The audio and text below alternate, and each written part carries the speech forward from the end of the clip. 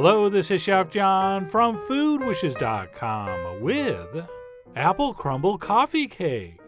That's right, finally, after all these years, I've come up with a delicious solution for people that can't decide whether to make an apple crumble or a coffee cake. And not only does this feature the best things about both of those recipes, but I think all you fans of Dutch apple pie are going to love this as well. So with that, let's go ahead and get started by quickly mixing up our dry ingredients, which will include some all-purpose flour, some salt, some baking powder, and some baking soda. And then once we have all that in there, we'll take a whisk and mix this for about half a minute, at which point the first of our three very simple components is done. And we will set that aside and move on to component number 2, which is our crumble topping / filling.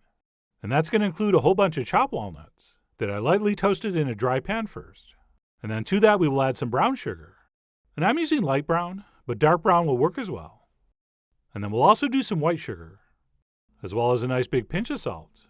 And of course, because this is a baked good that features walnuts and apples, it's pretty much a requirement that we have to add a spoon of cinnamon. And then last but not least, we will add some melted butter.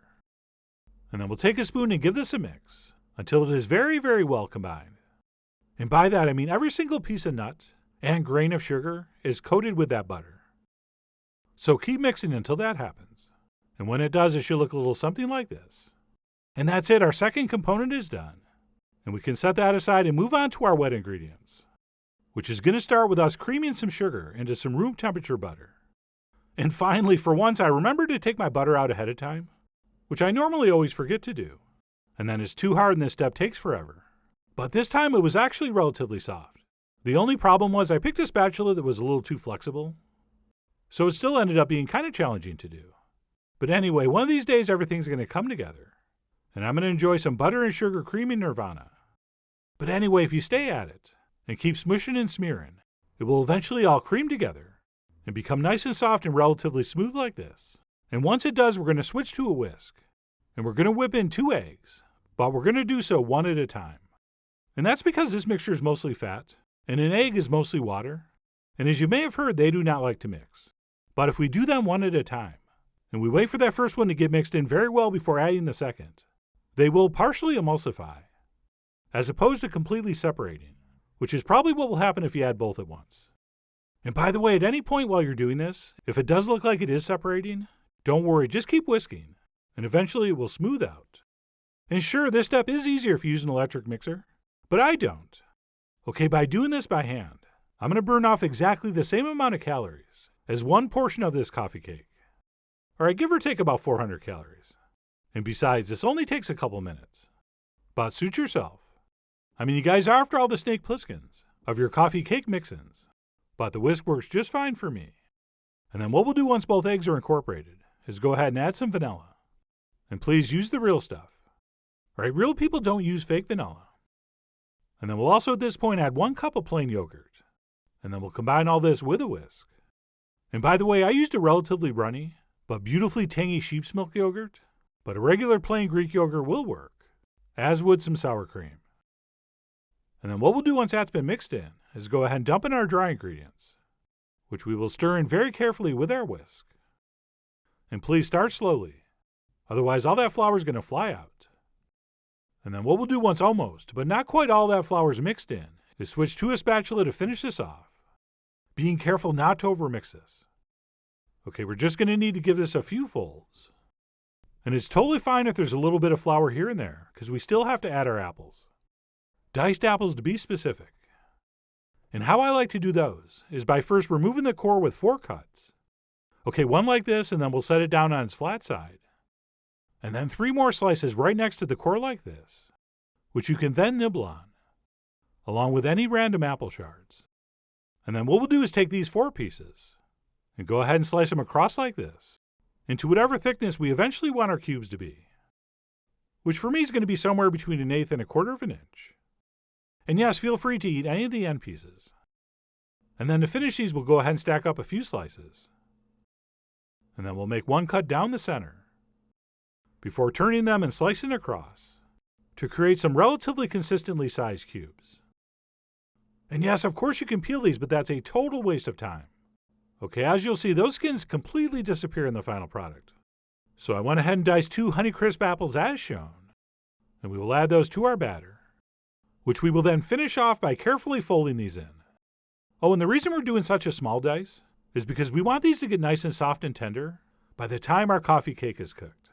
And if we cut our apples too big, what will happen is our cake will be done, and our 2 big pieces of apple will still be firm, which will be sad and texturally inappropriate. So take your time and make them small. And that's it. Once our batter's set, we'll go ahead and transfer exactly half into a generously buttered baking dish. And I said exactly, but just eye it. I don't want you measuring. And then once we've transferred in half and spread it out as evenly as we can, we'll go ahead and top that with exactly half of our crumble mixture. And again, just going by eye. And of course, we will do our best to distribute that as evenly as we can. And then once that's been accomplished, we will go ahead and spread over the rest of our batter. And to make that a little easier, since we're going to be doing it over that crumble mixture, I like to spoon over dollops like this first, before we try to spread it. Okay, that's going to sort of give us a head start, and we should be able to spread it out a little easier without worrying that we're mixing in and messing up that center layer of crumble. And then you've probably already figured out the next step, which of course is topping this with the rest of our crumble, getting it as even as humanly possible. And once that's been applied, for one final step, we'll give all that a little gentle pressing down with the spoon to sort of ever so lightly press it into the batter. And that's it. Our Apple Crumble Coffee Cake is now ready to transfer into the center of a 350-degree oven for about 40 minutes or so, or until it looks like this. And to make sure this is baked enough, we can test it by sticking a toothpick or wooden skewer into the center. And if that comes out clean, it's done. And if it comes out with wet, undercooked batter on it, put it back in. But this one was perfect, which means all we have to do is let this cool all the way down to room temp before we slice in and serve it up. And as far as the servings go, I think this would make 8 dessert-sized portions, or 6 if you're doing them as an entree. And for a first slice, that actually came out pretty well. All it needed was a little bit of relatively minor crumb tuck-in. And then I went ahead and took a few pictures before I tucked in. And yes, that coffee cup was just a prop. Okay, this was shot at like 5 p.m., which is way too late for me to have coffee. Okay, you have to be a lot older to drink coffee at 5 p.m. But anyway, that, my friends, was just a magnificent bite of coffee cake. The taste, the texture, and the appearance was just perfect in every way. Oh, and can you see any skins? No, neither can I. Nor can you feel them. So do not waste your time peeling those apples. Not to mention we've increased the grams of fiber per serving. So now besides tasting amazing, this is probably good for you. And right here you can get a great look at my patented layer of crumble in the center coffee cake technique. And I said patented. Technically it's patent pending. But anyway, the point is that really is a secret to what makes this coffee cake so great. Okay, it's almost like we're baking a coffee cake on top of a coffee cake. And while these things are also great plain without any fruit, when you combine those beautifully sweet apples with that subtle tanginess from the yogurt, you really do end up with something very special. Which is exactly why this would be such a huge hit at your next fancy special occasion brunch, like Mother's Day, or totally casual no occasion brunch. But no matter when or why you serve this, I really do hope you give this a try soon. So please follow the links below for the ingredient amounts, a printable written recipe, and much more info as usual. And as always, enjoy.